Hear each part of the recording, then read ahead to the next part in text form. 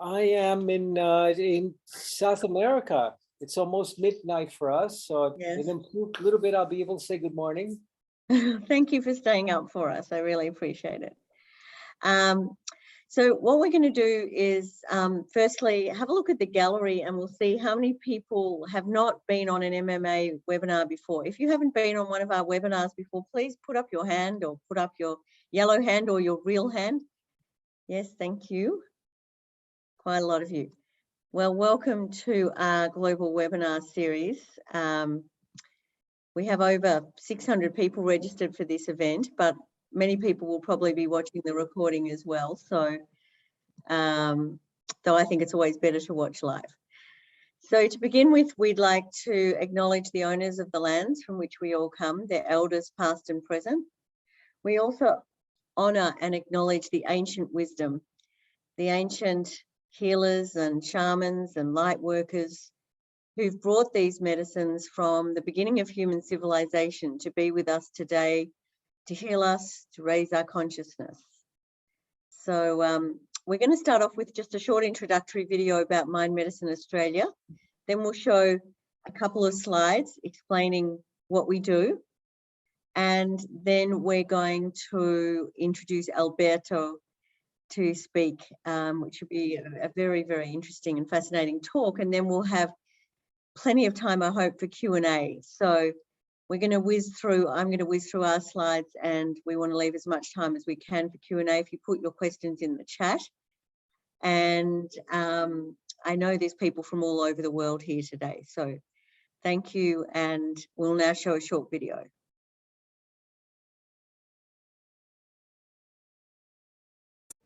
Did you know that over 45% of Australians will experience mental illness in their lifetime? That's nearly half of us. Everything feels flat and dry. I feel ashamed. Mental ill health devastates lives and families and costs Australians around $60 billion a year. Research and treatment expenses continue to rise, yet rates of mental illness indicate that we're losing the battle. New approaches are urgently needed to address this immense suffering and cost. Psychedelic-assisted psychotherapy is currently being trialled worldwide and has demonstrated remarkable promise in treating depression, anxiety, addiction, and post-traumatic stress disorder, with new trials underway for treatment of dementia and anorexia. The treatment combines a short program of psychotherapy with just a few medicinal doses of psilocybin or MDMA. In the 1950s and 60s, psychedelic treatments had a major impact in psychiatry, and many considered it the next big thing in mental health treatment. But for political reasons, the Nixon administration criminalised the use of psychedelics and effectively stopped all research. That research has finally begun again. With proper clinical support, psychedelic treatments are safe and frequently lead to remission after only a short program, and even where current treatments have failed. Here at Mind Medicine Australia, we believe everyone should have access to the best treatments for mental illness. We will seek to establish best practice in regulated psychedelic-assisted treatment. Mind Medicine Australia is wholly focused on the clinical application of psychedelic medicines. We're preparing for change by developing therapist training, ethical guidelines, a centre of excellence in psychedelic medicine, educational material and events, and supporting clinical research. We're a small organisation doing big things, and we need your support. Please share this video and visit our website to support us and get involved. Thank you so much. We'll put that link into the chat, and we'd love you to share that.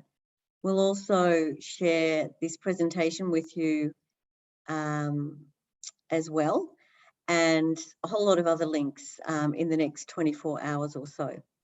So what I'm going to do now is just pass through some quick introduction to Mind Medicine Australia, but this session is called Shamanism, the Myth of Eden, Psychedelics and Shame, Our Original Wound, again with Dr. Alberto Villoldo, who we welcome from South America.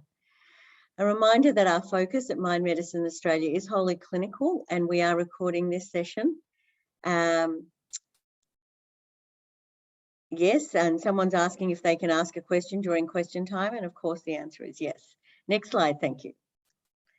So we have a massive mental health epidemic in Australia and many parts of the world. So pre-COVID, 1 in 5 Australian adults had a mental illness, 1 in 8 on antidepressants, including 1 in 4 older Australians over the age of 55, and children as young as 4 being prescribed antidepressants. As a result of the pandemic, 4 out of 5 Australians are now saying that their mental health has declined, and we've seen this major spike in youth self-harm and youth suicide, which is truly tragic. And we need to do everything that we can to find a way to get people well and leading meaningful lives and out of the system. Next slide. The elephant in the room is the lack of innovation in treatments for mental illness for over 50 years. So it doesn't matter how many telehealth sessions we add, or how many therapists we train, or how many patient access gateways are created. If we can't get people well and out of the system, then they stay in the system. And unfortunately, most current treatments don't get to the root cause of a person's suffering. Next slide. So in the case of depression, only 30 to 35% of sufferers experience remission from existing treatments like antidepressants and or psychotherapy, and the side effects are significant. In the case of post-traumatic stress disorder, remission rates are as low as 5%. Next slide. We're a charity set up by my husband, Peter Hunt, and I. We're both social entrepreneurs and philanthropists. This is the 5th charity that we've set up. And this one is set up to expand the treatment options available to medical practitioners and their patients to alleviate our huge mental health epidemic. Our focus at the moment is on medicinal psilocybin for the treatment of depression and MDMA for the treatment of post-traumatic stress disorder and addictions. But we're also interested in a range of other psychedelic medicines, and many of them are now being trialled around the world as well. Though psilocybin and MDMA are most advanced in terms of the trials around the world. For us, success means that these treatments become an integral part of the mental health system. So if you go to your doctor feeling sad, anxious, whatever it is, they give you this as a first-line treatment option with full disclosure on the risks and benefits of all kinds of treatment. We also hope and plan that these treatments will continue to achieve the high remission rates that they've been achieving in over 160 trials around the world. And those remission rates are 60 to 80% after just 2 to 3 medicinal treatments. And our goal is that these treatments are accessible and affordable to all Australians in need, no matter where they're based, their financial circumstances, and so on. Next slide, thank you. So the remarkable thing about these treatments, and I'm sure Alberto will talk to some of this as well, is that they only require 2 to 3 medicinal sessions in combination with a short course of psychotherapy for a patient to go into complete remission.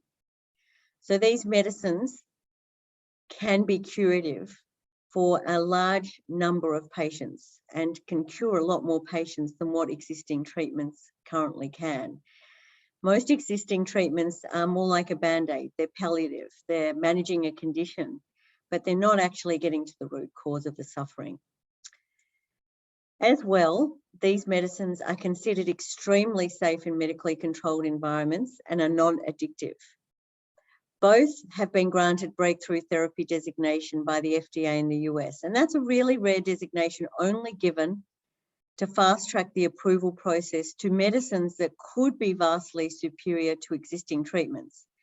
And MDMA-assisted therapy is currently in part 2 of phase 3 trials, as expected to be prescribable in the next 12 to 18 months. Next slide, thank you. So what is remarkable about these treatments, and I just want to emphasize again that we're talking about these treatments in clinical environments. Now, Alberto is a medical doctor and also a shaman, so he'll talk about the bridge, I'm sure, between medicine and shamanism. But These treatments in medically controlled environments have been shown to alter the communication between different brain networks, and of course in shaman environments as well, spiritual environments, ceremony environments. But what they're actually doing is bypassing the default mode network of our brains, which keeps us stuck in very repetitive and rigid styles of thinking, feeling and behaving. And you can see that represented here on these two fMRI scan representations. So in the right, the placebo, that's more really how most of our brains are working. Like when we become adults, we become more conditioned, we have more rigid and stuck thought patterns, and there's not as much neural connectivity as when we're children. Picasso famously said the challenge to remain creative is, with us our whole lives, and we all actually have creative capacities throughout, but often we shut those down. In the circle on the left, you can see the ingestion with the psilocybin, which leads to this massive neurogenesis, these increased neural connectivity between different hemispheres of the brain, increased neural plasticity, and increased connectivity. And that's really what lies at the heart of a lot of the healing that these medicines do, is that we feel a great sense of connection to ourselves, to others, and to our planet. And for most people who are suffering with mental illness, and I'm sure Alberto will talk to this, what lies at the heart of their mental illness is a sense of disconnection, of separation, of loneliness. So to actually be given this gift of connection creates this window of opportunity for skilled therapists to work with the patient, to integrate for what many patients they describe as one of the top 5 most meaningful experiences in their lives, because of the sense of oneness, of awe, of wonder. And this increased neural flexibility means that a trained therapist can work with the patient to integrate the insights and learnings from that experience back into their lives, their work, and their relationships. Many scientists and doctors describe this as resetting or rebooting the brain, or defragging the dodgy hard drive. So, when your computer plays up, you turn it off and on, and miraculously it's working again. And what a gift that these medicines could give this to us as well.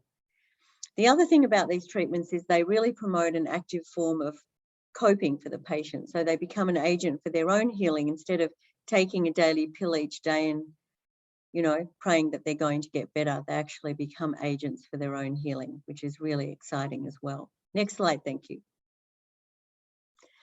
So these 2 recent trials, the MDMA phase 3 trial results, where 67% of participants went into remission immediately after 3 MDMA-assisted therapy sessions, and 88% experienced clinically meaningful reduction in symptoms. And this was with patients who had an average of 14 years of post-traumatic stress disorder. So they were suffering greatly.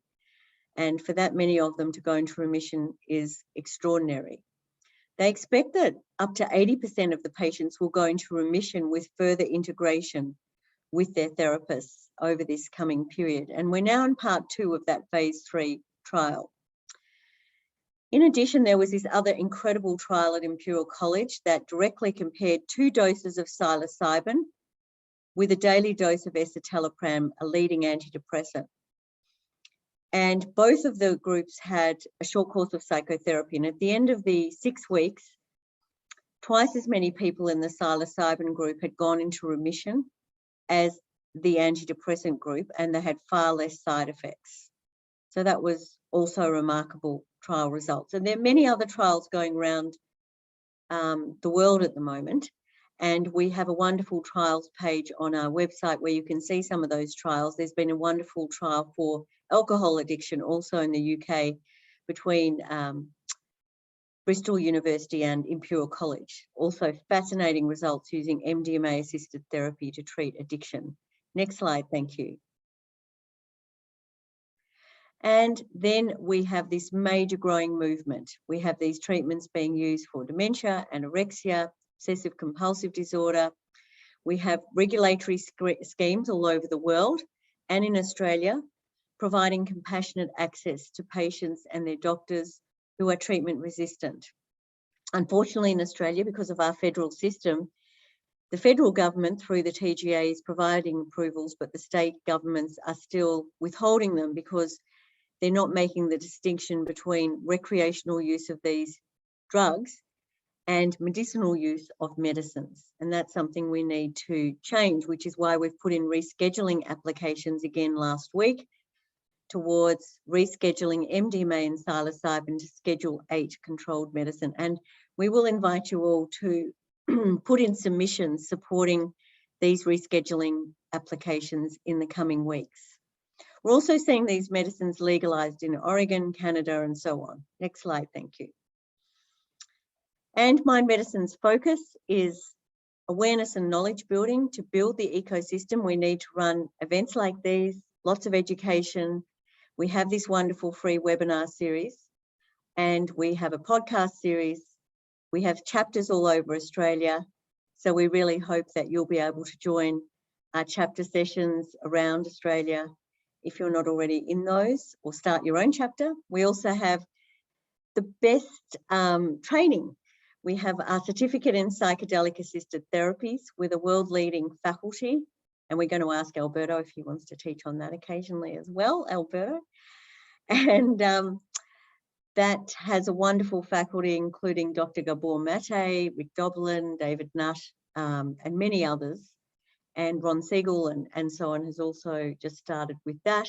It's a 4-month part-time course for psychiatrists, psychologists, psychotherapists, GPs, physicians, social workers, occupational therapists, paramedics, nurses, and other health professionals.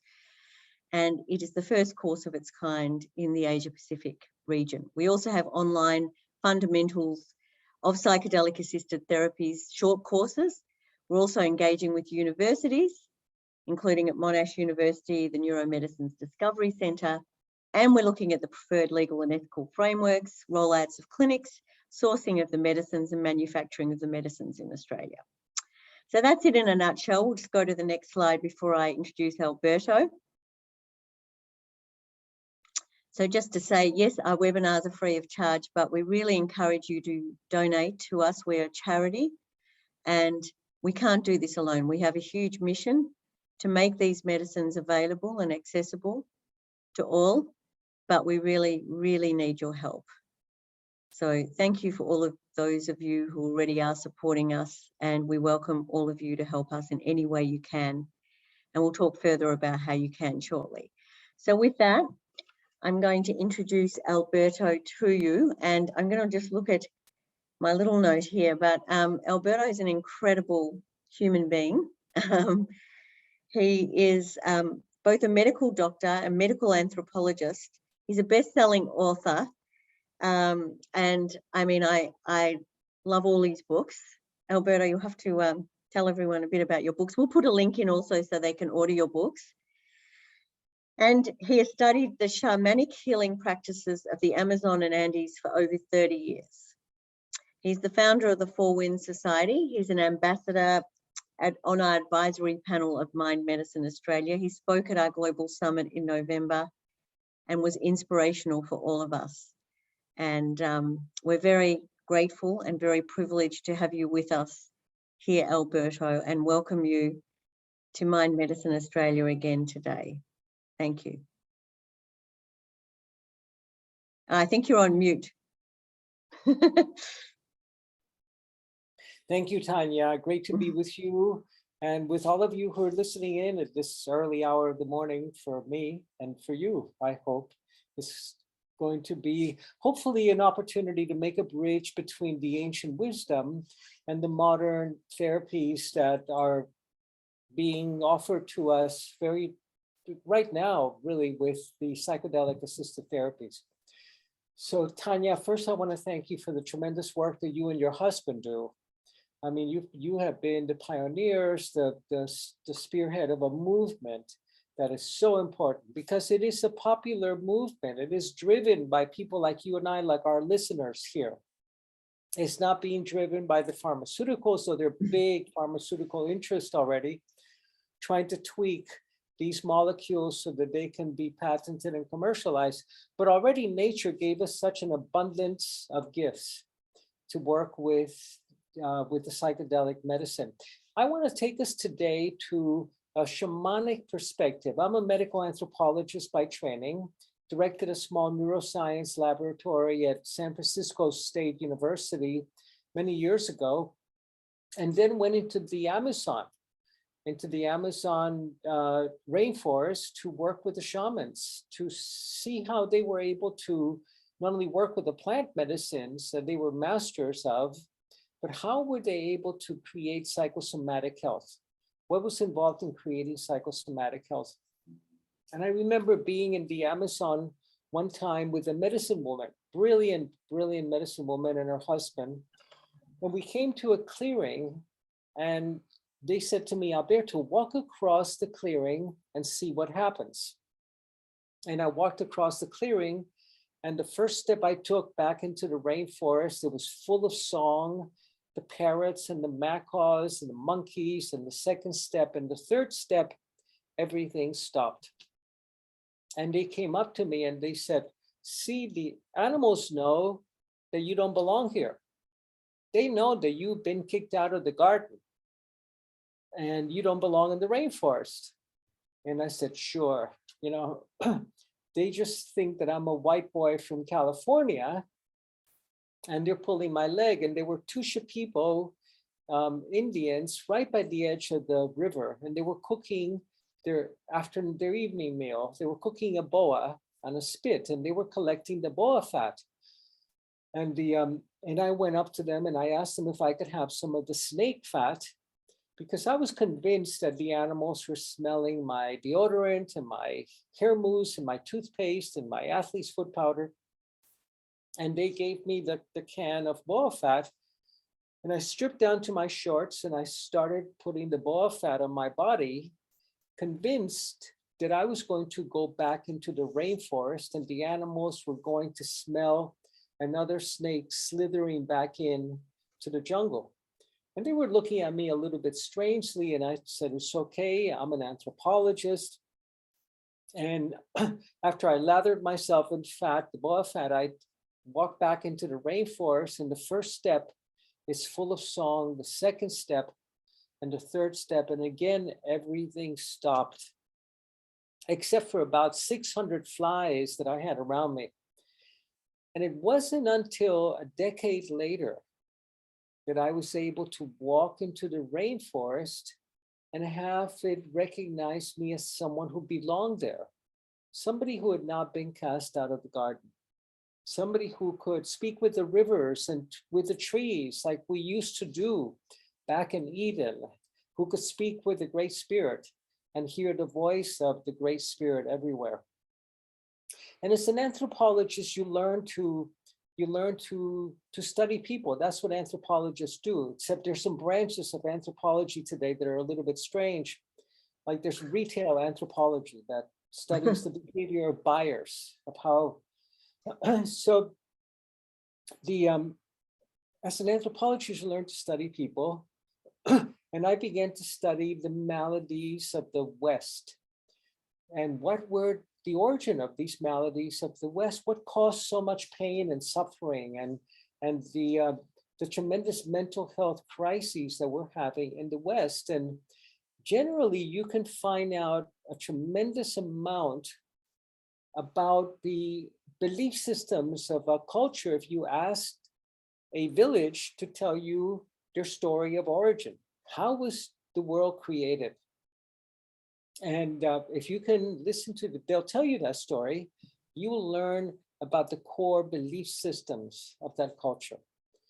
And then I decided to apply that to our Western story. What was our first story? And the first story that we had was about being kicked out of the garden. And I am convinced that this is the foundation story that is informing the Western psyche. Because, by the way, we're the only people in the planet to have ever been kicked out of the garden. Nobody else was. The Aborigines weren't, the Sub-Saharan Africans, the Native Americans, they were given the garden to be the stewards and the caretakers of the garden. But we were cast out of Eden. But right before we were kicked out, God is walking through the garden and he's looking for Adam and Eve, and he sees that they're hiding behind the bushes. And he asked them, why are you hiding? And Adam responds, because we are naked, because we are ashamed. So this is the very first emotion that we feel in the West, that our culture offers us, is shame. Now, shame doesn't mean that you did something bad.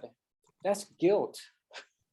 Shame means that you are bad, that you're not good, that you're not a good human being, that you're not a good person, that you're not good enough, that you don't deserve, that you're not worthy.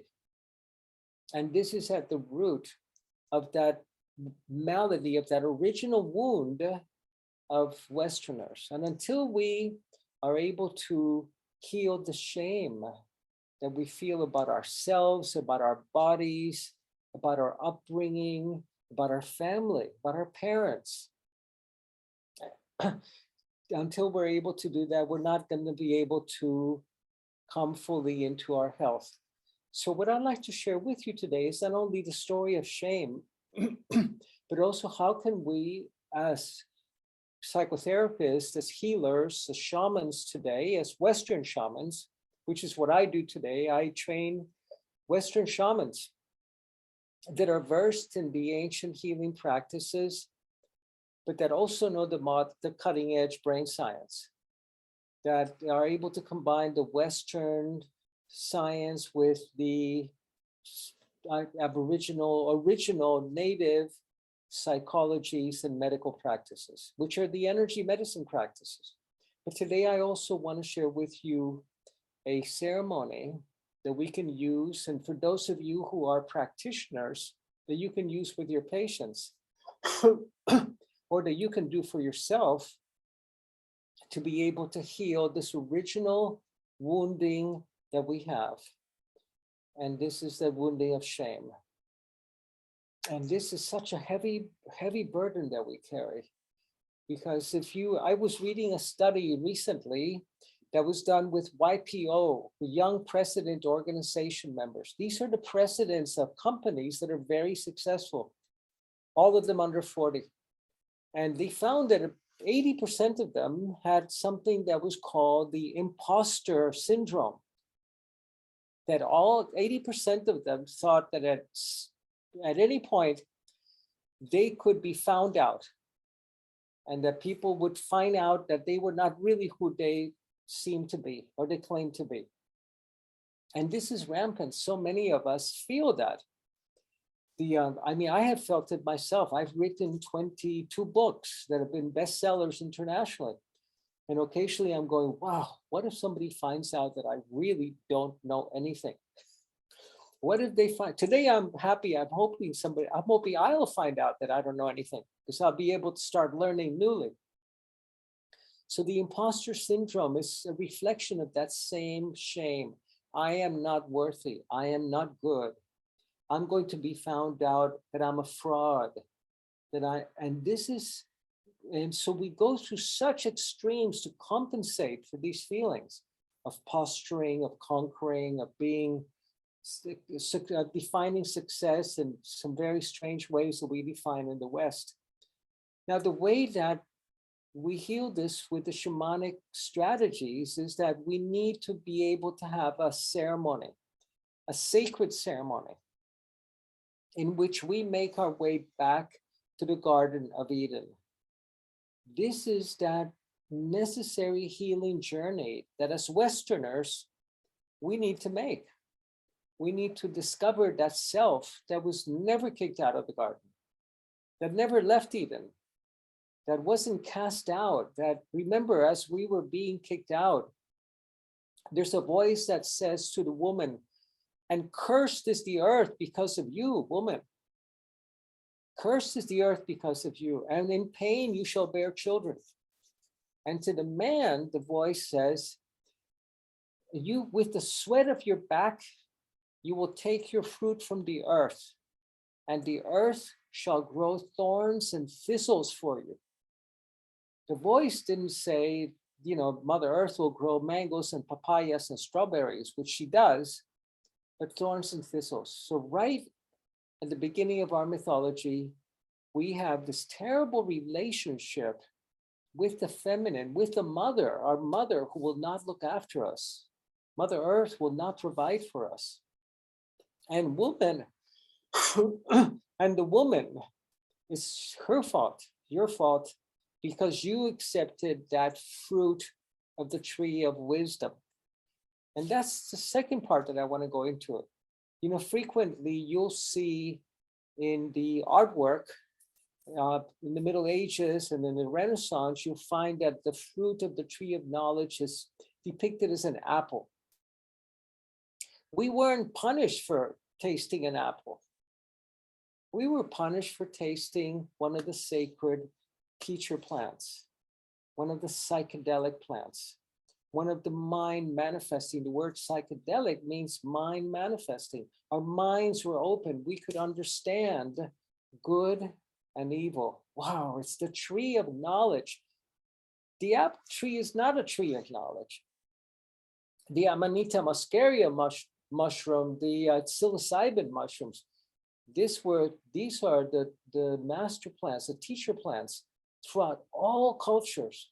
Every culture in the planet seems to have a set of plant medicines that allows them to enter this expanded state of consciousness where they can speak to the rivers and to the trees and to God, and God will speak back to them, and the rivers and the trees. And this, of course, happens in these states of consciousness facilitated by these medicinal plants, by these sacred plants. And the amazing thing to me, having been involved in brain research early on in my academic career, was wondering, why are there receptor sites in the brain for these psychedelics? Why do we have, because these receptor sites work kind of on a lock and key system. You need to have the right key to open the right lock. It doesn't fit in everywhere. Why are there receptors for LSD and for psilocybin and for ayahuasca? Why would we have this in the brain? And the logical reason is that because the Great Spirit wanted us to be able to experience these plants. But of course, if you ask a brain scientist, they'll tell you, well, it's obviously because we produce them in the brain naturally. We produce them naturally. And it turns out that probably both the Western scientists and the shamans are correct. And this is today we understand that. Today we know that the body is able to manufacture these psychedelic substances, and not in the dosages that you would have if you go to the Amazon or if you do psychedelic psychotherapy, but in minute dosages that allow you to have an experience of oneness and communion. But not only that, but that activate the higher brain centers that allow you to communicate with spirit, to not be limited to this identity that we have in this limited body of ours, but to experience extraordinary capabilities that we can then integrate and bring back to ourselves. Now, I want to first cover some territory with the brain to see how we do that. How can we upgrade the hardware to be able to run the software that's being offered to us by these sacred plant medicines? And then I want to share a ceremony with you that can help us to enter into the states and to make the kind of changes that we need in order to benefit the most from these therapies. And one of the things that I find really lacking, unfortunately, in the West is that with any medical intervention, it becomes technical and we forget the sacred. We forget the sacred element. We forget that ceremonies are needed. There's the connection with the sacred, with that experience of oneness, is the healing that occurs. It's not a chemical brain reset. It's that experience of communion with the divine that changes your life. And that requires, of course, a sacred ceremony or sacred space and a context that we can then integrate it into our everyday lives. But first, let me take you quickly through the brain. And this is important to know because I have friends of mine that go back every Sunday for another ayahuasca ceremony so that they can have an experience of the divine. But by Monday or Tuesday, they've lost it because their brains are broken, the hardware is broken. And many of us, if not all of us, are suffering from broken brains because we don't have the neuronutrients, they're no longer in our diet, that repair the brain. The omega-3 fatty acids, the DHA. Breast milk is 40% DHA because the brain needs it to grow. But the body cannot manufacture DHA unless you're nursing a baby. We need to get it from our food sources. And we used to get our DHA, our omega-3s from fish, but today all the fish is farm raised and fed corn, and you cannot make DHA from corn. So we don't have to repair molecules that can repair, in this case, the hippocampus, which is a structure located in the mammalian brain, in our Neanderthal brain, our emotional brain. And when the hippocampus is broken, our brains are broken. We cannot have a new experience.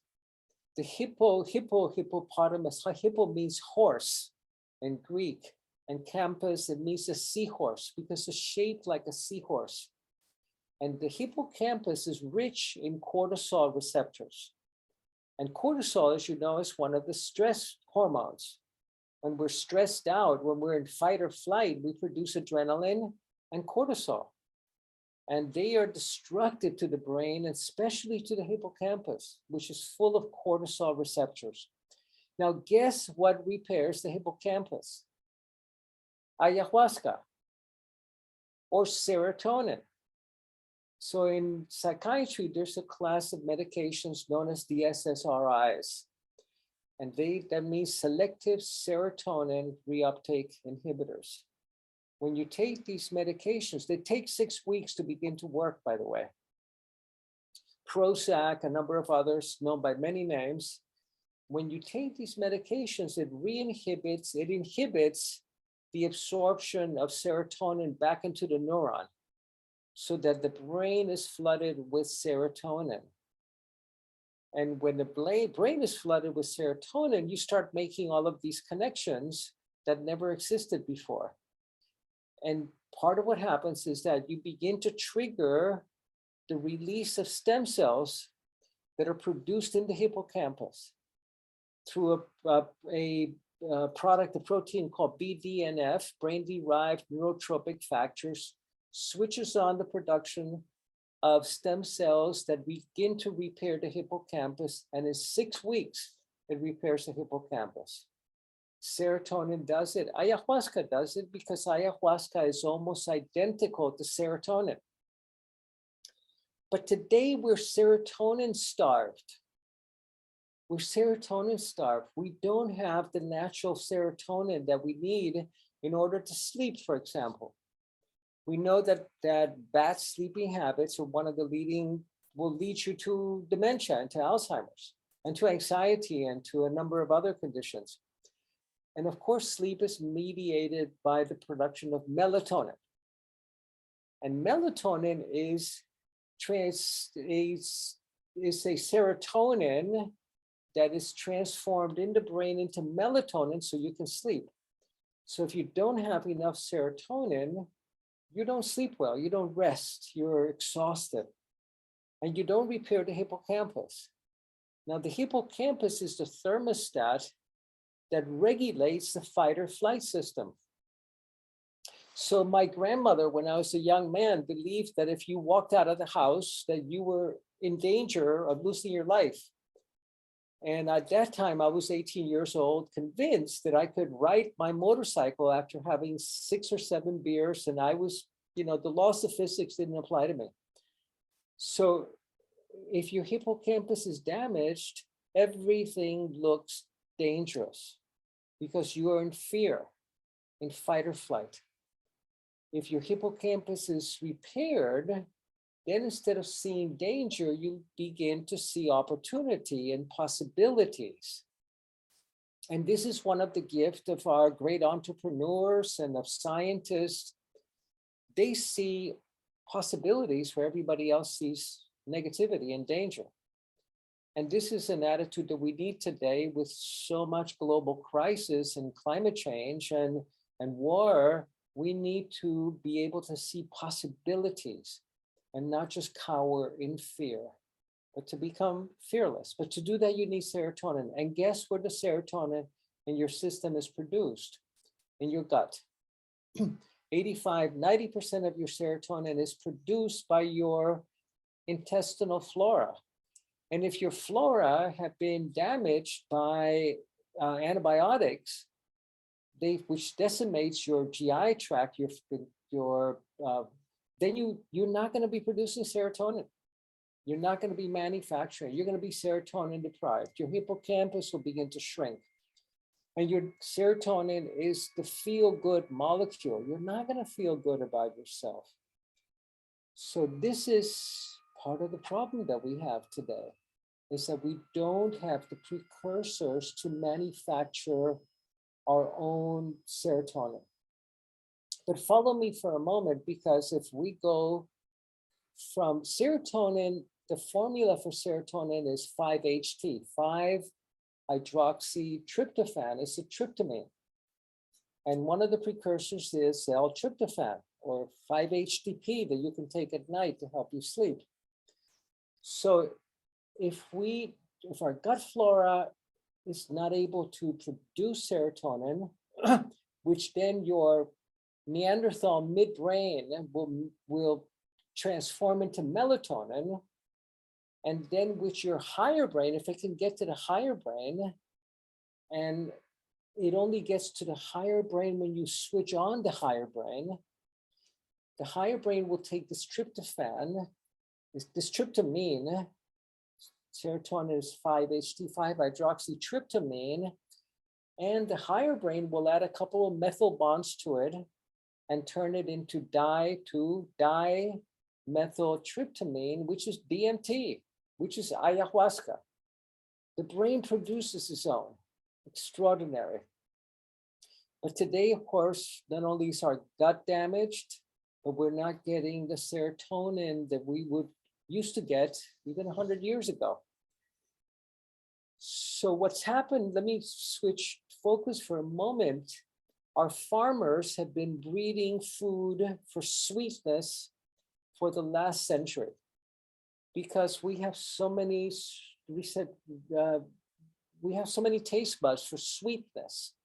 So we've been breeding for sweetness and not necessarily for nutritional value. The ancient farmers were doing the opposite. They were breeding for serotonin concentrations. So if you look at a chickpea, at a garbanzo bean, at a chickpea from 400 years ago, and compare to a chickpea today, you find that the one from 400 years ago had twice the amount of tryptophan in it than the modern one. Our ancient diets were providing us with the precursors together with a healed gut, because we had no antibiotics back then, that we could produce the serotonin to be able to have the mystical experiences endogenously, so that we could have that ceremony on Sunday night and be able to get the benefit on Tuesday. So that we didn't forget, we were able to repair the hardware, to upgrade the brain by repairing the hippocampus. And in doing so, we had access to these states of consciousness that were naturally healing. We were able to sleep because we had enough melatonin. What happens during sleep is that your brain will shrink by 20%. And when the brain shrinks, you have cerebral spinal fluid washing away all of the toxins in the brain. But when you don't produce melatonin and you're not sleeping well, we're not able to detoxify the brain, and the brain becomes like a cortisol like an onion in a cortisol martini, flooded with these stress hormones that damage our learning centers, that keep us from having a new experience and keep us stuck in repetitive, destructive behaviors and anxiety. And this is where the sacred plant medicine is so important. Remember that the serpent, today the serpent has gotten a very bad reputation.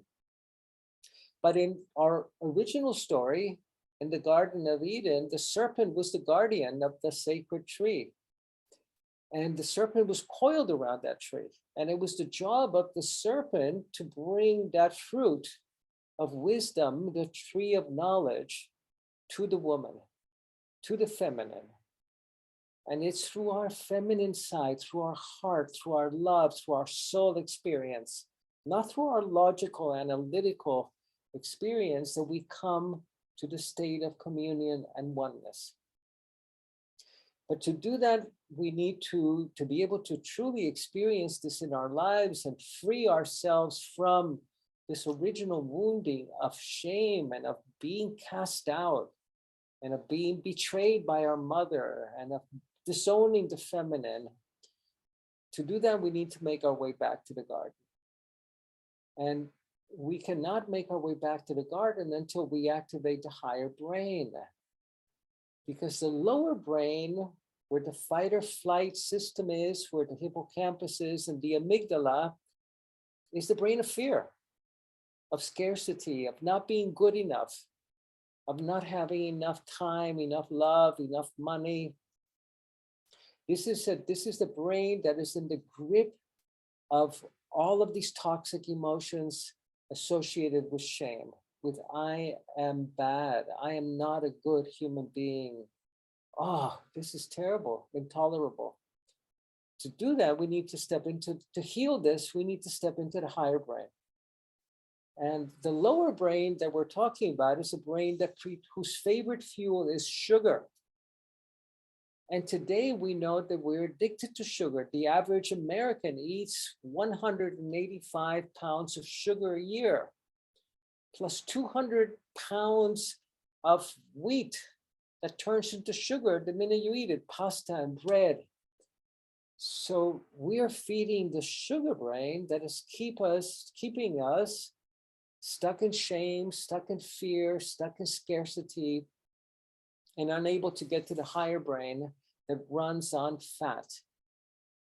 So I'm going to give you some shamanic hints on how you can do that. But remember, the higher brain, the preferred fuel are the good fats, the avocados, the olive oils, the nuts that switch on the higher brain, the ketones.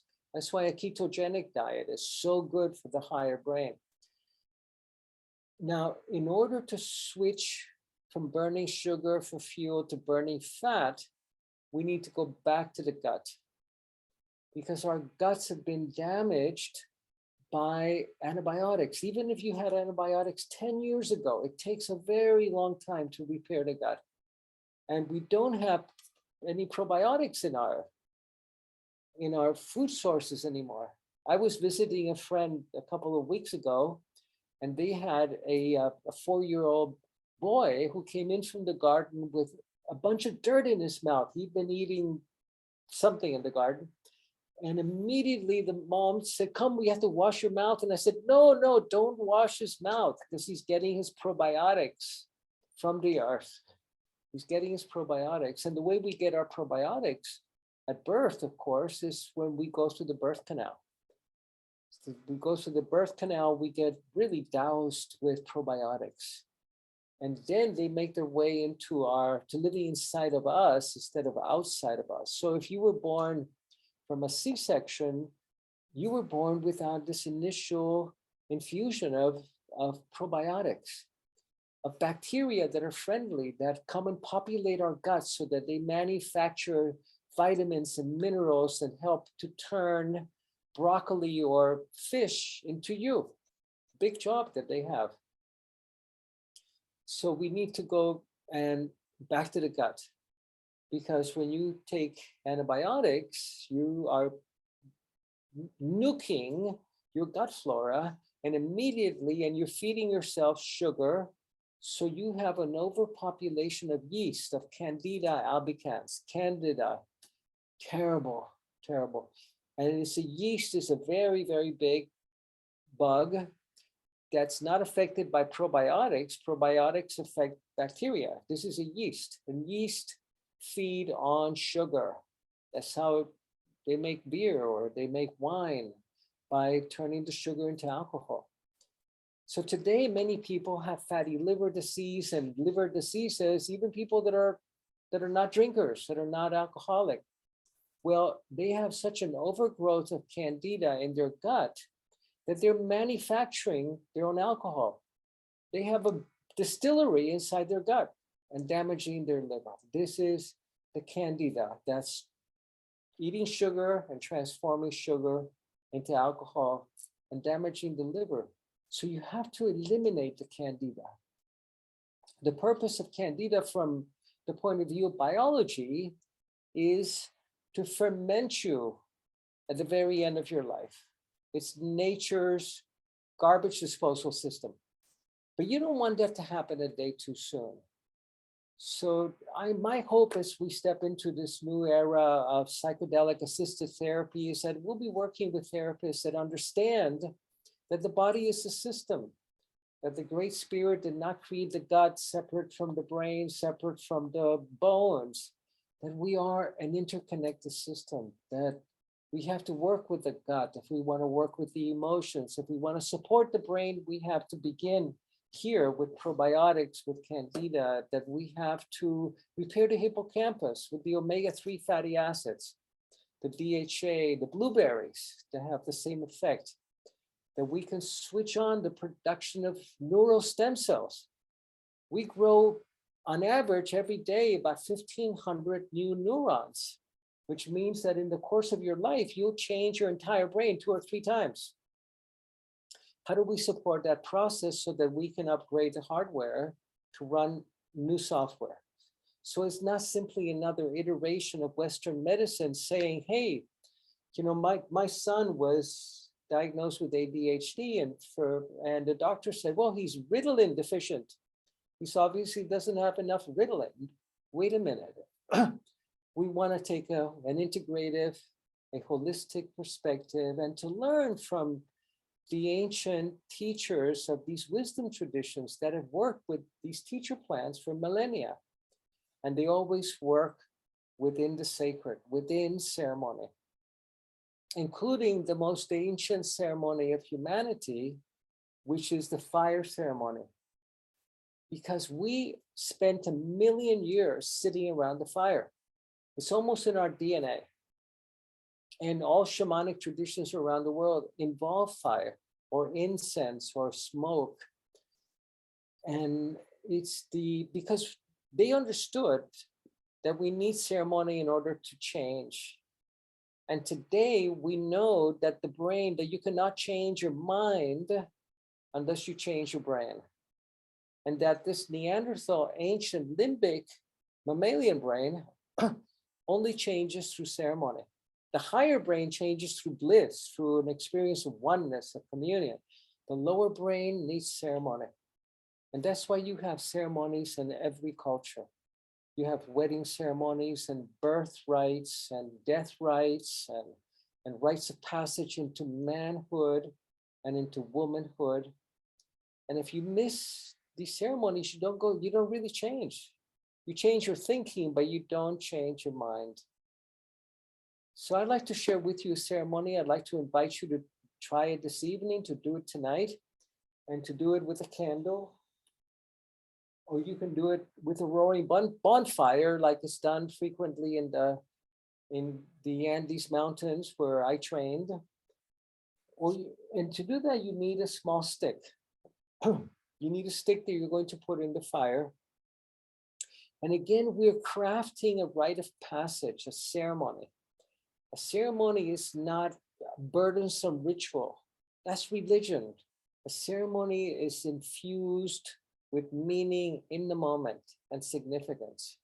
So if I'm working with a patient that is going through a deep healing process and recognizing a deep wounding, I will ask them to blow that into that stick, to blow that wounding into that stick. But specifically, the people that hurt him or hurt her. Who was it that abused you? Who was it that hurt you? What is the story? Because in the shamanic traditions, trauma, we need to heal trauma. And trauma is embedded in the body. The body remembers, it keeps score, and it's in the energy field. But this is the story that we have. It's not what actually happened. Trauma is the way we remember what actually occurred, the way we wrap a story around it. It's not the facts, it's the story. We want to blow the story and the emotions into the death arrow so we can release them to the fire. And then we want to take that fire, that energy that has been liberated, and bring it into our heart center. So let's begin and try this tonight. Try it with the children. The children respond to it immediately.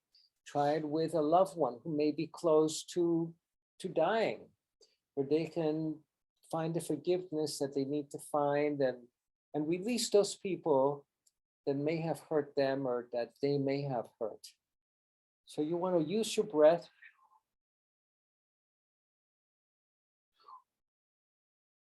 And put those feelings, those emotions, those people into this death arrow. Letting them go, setting them free. And if you can, thanking them for the lessons that they offered you. Not for the terrible things that they did, but for the lessons they might have offered to you.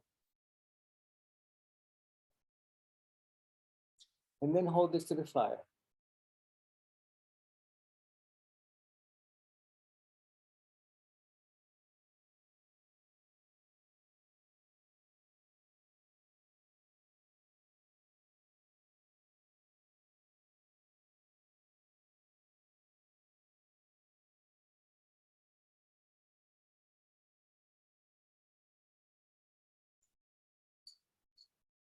And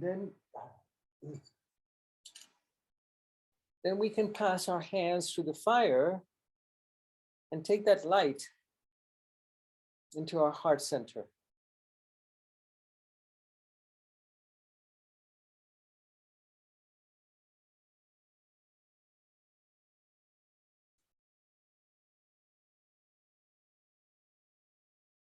As the charge and the energy is released from that story, and eventually the story begins to fade and to disappear. And what we discover in the process is that we are not the story anymore. We become the storytellers. We're not the story any longer. And we become free of that story. But the brain needs this rite of passage. The brain needs to be supported also with the serotonin analogs. All of these analogs, you look at LSD and psilocybin and ayahuasca, they are analogs of serotonin. We need to support it with our diet and with the foods that we know will switch on the production of stem cells in the brain so we can upgrade the hardware in the process. Now, it turns out that the very same nutrients that support upgrading the brain and the hardware, and this is my new book that I'm just finishing now called Grow New Brain. My most previous book, which was called Grow New Body. This is Grow New Brain. Why? Because it's broken. And we can grow a new brain. And in doing so, we can take part in that indigenous prophecy that says that there's a new human being born on the planet today. And that is you and I. That is us. That we are taking a quantum leap by developing a new kind of intelligence, a new kind of wisdom that requires that we go back and eat of that tree of knowledge, of that fruit of that tree once again, a new wisdom that will allow us to heal that relationship with the mother, with Gaia, with Mother Earth, so that we can become earth keepers and not earth pillagers, so that we can heal that relationship with our Father, with the Father, and so we can heal that relationship with the feminine. And in doing so, we're going to become earth keepers. We're going to become stewards, and we're going to discover a new level of health and of meaning and purpose in our journey in this life. Thank you very much. And Tanya, back to you. Wow, well, firstly, yes, a big round of applause, everyone. Amazing wisdom that you have, Alberto, and and I really do recommend Alberto's books. They're really profound. I bought some copies of his books about 20 or 30 times as gifts because they are so informative. And I was wondering why my book had become a bestseller in Australia. It's you, Tanya, that's doing the hobby. Not just me. But wow, you know, incredible stream of consciousness you have to offer us, Alberto. And I mean, I really hope that we can do another webinar with you in the not too distant future, because you have so much to share, and you can see some of the incredible comments now coming up on the chat about you.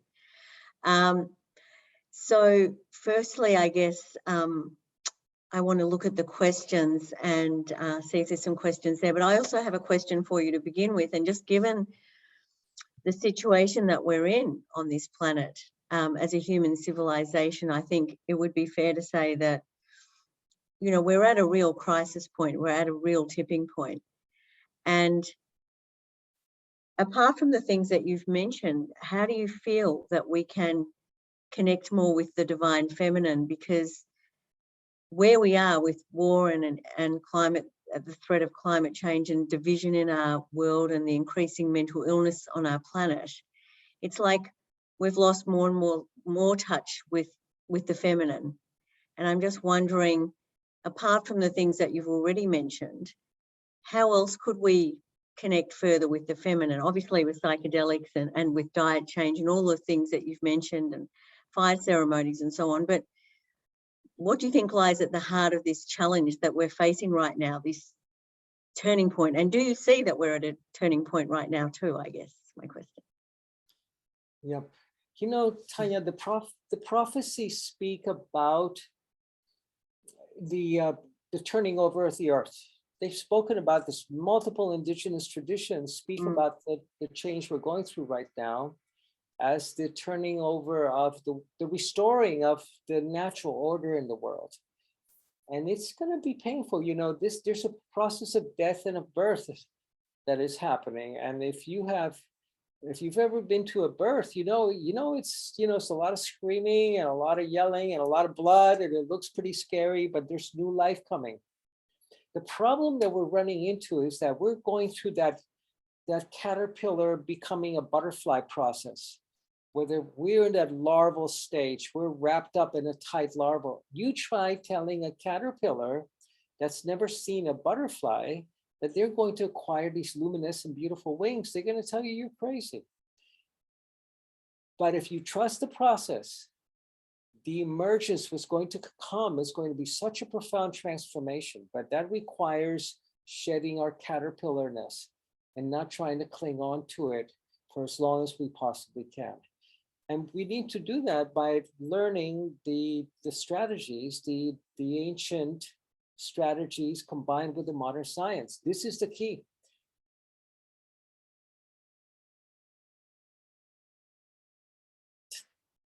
Tanya, you need to unmute yourself, Tanya. Hang on, sorry about that. I'm happy to take a few questions. Pretty late in the night for me, but yeah, no, we'll get through them. So Vlad, do you want to ask a question and unmute yourself? I'll just make sure you can unmute yourself. Ilan, could you help Vlad to unmute himself, please? I'll try now, please. Okay. There we are. Thank you very much. Hi, thank you so much for that talk. It was really inspiring listening to that. And I was actually having a discussion with one of my university professors about the metaphorical concept of the Garden of Eden. And it was a talk about the original shame, because throughout, theological context in a Judeo-Christianic context, they see that the original shame is something that they need to forever repent for. But when it comes back to the original returning to the garden, was people get confused, and I still get confused by the understanding of that. And when you said the serpent was like the guardian of the fruit, that's really interesting, because quite often the serpent is seen as a malevolent figure, especially in the book of Genesis. And so why do you think it is that people see the serpent figure, or perhaps even the figure of the devil, as evil, when it's perhaps just the contrast to what they know already, the fruit of good and evil? Like Jung says, you can't come to consciousness without any suffering. And of course, the price we have to pay for a deeper understanding of our consciousness is temporary suffering, because suffering is temporary. But hold on a sec. Okay, let me get back to your question, and then we'll get back to this. So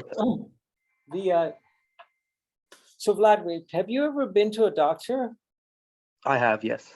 Okay, many of us have, and you know, I love doctors. They're really good-hearted people. I don't love medicine that much, because medicine says that unfortunately they don't know how to create health. They know how to treat disease, and we don't have a healthcare system. We have a disease care system.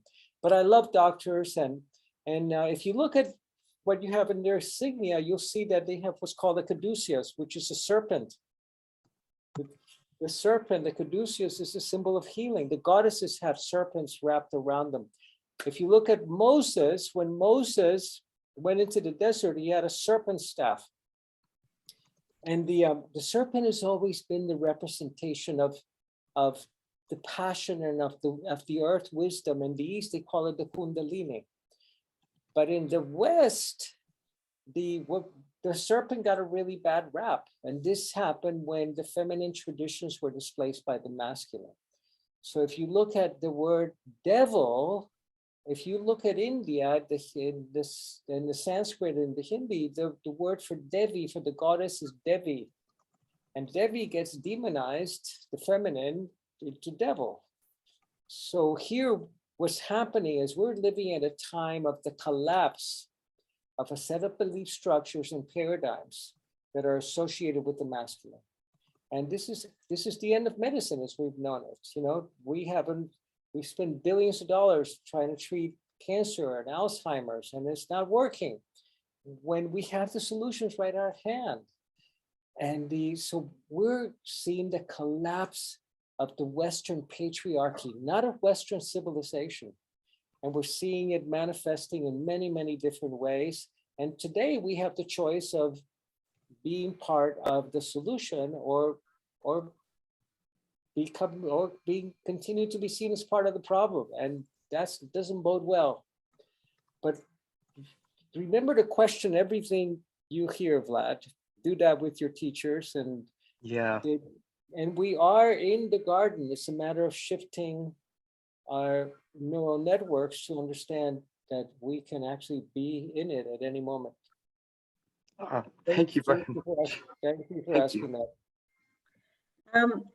And just on that, Alberto, as well, I mean, you're talking about the Kundalini there. Do you feel that many of us have lost touch of that particular type of energy, and that having that back would help us to overcome and restore some of these ancient pathways and traditions? Yeah, the feminine life force is here. It hasn't gone anywhere. So God hasn't stopped speaking to us. She's still talking to us. We've stopped listening. So this is absolutely the key. And I think that what you're going to see happening in the next few months, as this unwinding of this the patriarchal paradigm continues, both economically as well as with climate change and aggression and war and violence and migrations, is the emerging of a new sustainable paradigm of sustainability, which is, of course, always the gift of the sacred feminine. We simply have to be here to witness it and be part of it and change it in our lives. Thank you very much. Are there other questions? I mean, there's heaps in the chat. There's a lot of comments, and we appreciate all those. But does anyone have want to speak to Alberto? Ask him a question. You can put up your hand, and we can spotlight you and you can ask your question. I know I'm very conscious that he needs to get his beauty sleep. So, but if you want to ask him a question, yes, Jasmine does. Jasmine, go ahead. Hi, thank you. Yeah, Alberto, first of all, thank you so much. It's been really, really insightful. I'm curious about the way we can use psychedelics without ceremony, or if that's even the right thing to do. I think someone mentioned that a bit earlier in the chat, but I find it, personally, I find it really difficult to deal with childhood trauma. As an adult, I can think about things objectively, and I can say, it's not your fault, you're a child, all that sort of stuff. But I find it really difficult to deal with childhood trauma without using psychedelics. But whenever I've done that, it's been in a ceremony setting.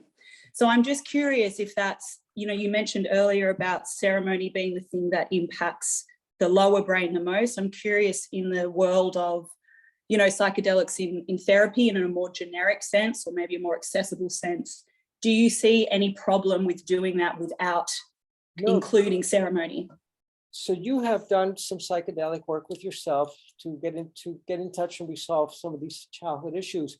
So do you go to the mall and then drop some acid, or do you go to a football game? And no, you're probably creating a comfortable, safe space for yourself in your home, putting on some music, and that's already a ceremony. You're creating a sacred space. Yeah, and I think that's something that I'm able to do now myself, but it's illegal, I'll admit that. I think when this becomes something that is more accessible to people, maybe with their therapist, but does that same sense of ceremony have to come with it? Do you have to have the candles and the music when you go to someone's office, in the city? Does that have to come with it to be able to get the same results? You cannot do it with you've got to create this mood and setting. You got to create the setting, the space. Now, in some preliminary studies that have been done where people have been given a placebo and psychedelics, if the setting was conducive to the experience, the placebo had nearly as powerful an effect as the chemical substance. So remember that we're creatures that require these rites of passage. And it can be simply a touch from your therapist, or it can be an acknowledgement of where you are, who you are, but it cannot be a clinical chemical formulation also. It needs to include that part of us that seeks connection and longing and recognition and acknowledgement. So this is what the purpose of the ceremony is not to become ceremonious and pompous. That's church. Okay, thank you. Thank you. And we've got Mel. Mel, do you want to ask Alberto a question? I actually just wanted to ask him if he could pull one of his cards for us today, because I found that his oracle cards have actually been a catalyst to a lot of my own becoming, and also for my family. When my family have been in really dire place, we've turned to those on multiple occasions. I didn't actually realize that they were his cards until the last thing that he was doing here with Mind Medicine, and they speak to me so amazingly that I'd really appreciate it if he wouldn't mind, if he has the time, just to pull a card for us all. Thank you, Mel. And Alberto, maybe you could just tell everyone about those cards, because I've got that card set. It's very beautiful. It's amazing. So this is the Mystical Shaman's Oracle deck. And these are the archetypes of the shaman. These are the sacred archetypes before they were turned into human form. Before they became the gods, before they became the Jungian archetypes. They were the nature forces, the forces of the soul and the psyche. And the card that I picked for us is called the Gatherer, and it's hard to see so far away. And this is remember that before we were agriculturalists, we were hunter-gatherers. Let me see if I can get a better shot of this card, and stand by a sec. Hang on a sec. It's gone a bit faded. I'm not. No, that it's. I think yeah, that's a bit better now. That's a bit better. Yes, there it is. There it is. Maybe send us a photo of that. We'll put it in the link we send everyone after this session too. So that's the gatherer.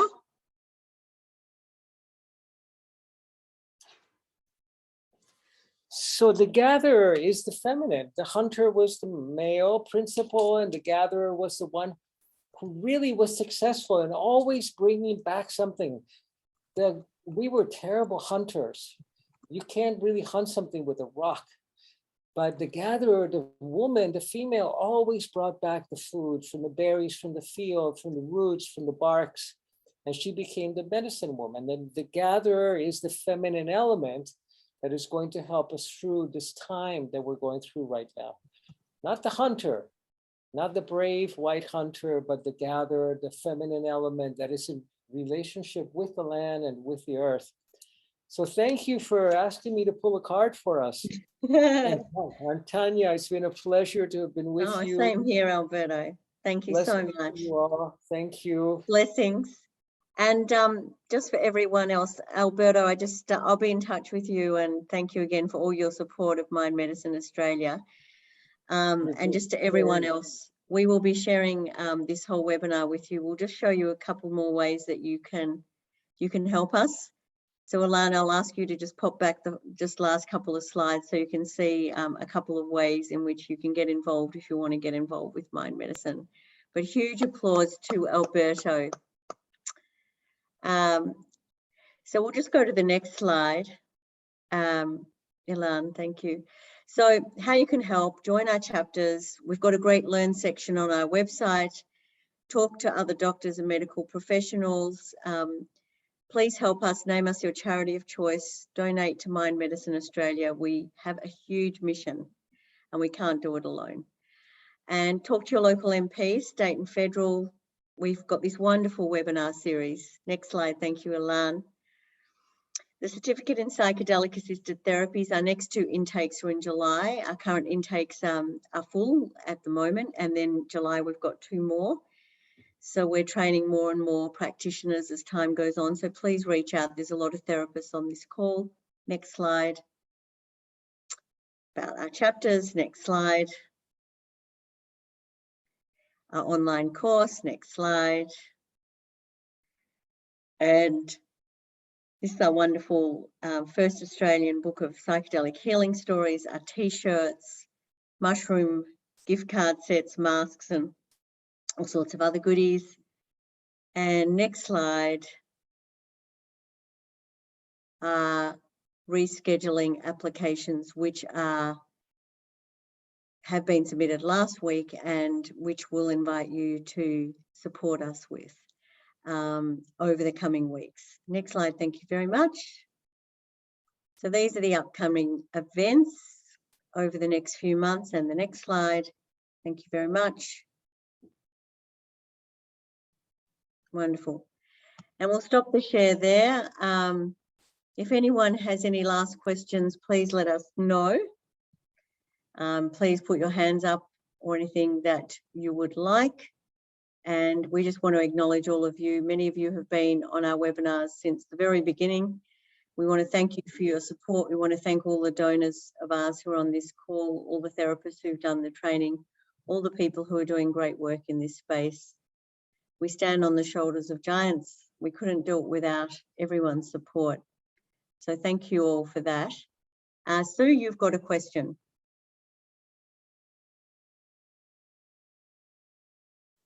Sue, can we unmute Sue, Ilan, or one of the team?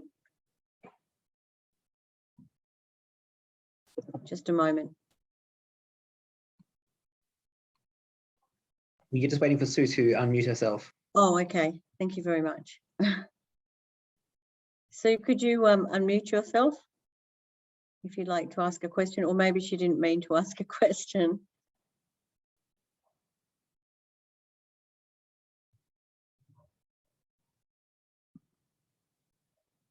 Okay.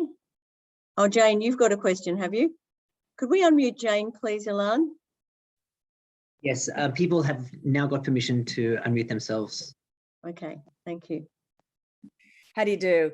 I'm a psychiatry registrar, and I am very keen on the July course. And I'm just wondering, are there still spots for that course? Yes, there are. Okay. So I think more than half of both the intakes are subscribed for, but if you apply, I'm sure if you apply over the next week or two, Okay. and with your background, I'm sure you'll get an interview, very quickly, and we'd love to welcome you to the course. Wonderful. David Nutt recently described it as the best course of its kind in the world, which was a great compliment. Yes. So yes, it's a wonderful course, and we have some wonderful faculty members. Fantastic. Where are you based? Where are you based, Jane? So I work in Newcastle, but I've also got those 4 introductory lectures. Like I've applied, Oh, the online. So I paid for those ones, and I'm looking forward to that. But I'm just so grateful that we were able to have a sample of this wonderful knowledge today, and very excited about continuing on the journey. No, thank you so much. And we have a whole group of people actually who've done the course in Newcastle. And oh, really? Yeah, and if you reach out to us, we'll connect you to the Newcastle chapter as well. Fantastic. I will definitely do that. Yes. Generic email for those of you wanting to make any inquiries is hello@mindmedicineaustralia.org. Ilan, could you put that in the chat? And also, no, it's a pleasure, Jane. And Jane, I've also posted a link to the CPAC website as well. Thank you very much. Great. And then also the other thing is, what's I going to say? Ilan, you might also want to put the donate link in there. And by the way, we've just started everyone a crypto donation platform as well. So if you want to donate to Mind Medicine in crypto, you can now do that as well. Fantastic. Does anyone else have any other questions before we end the call?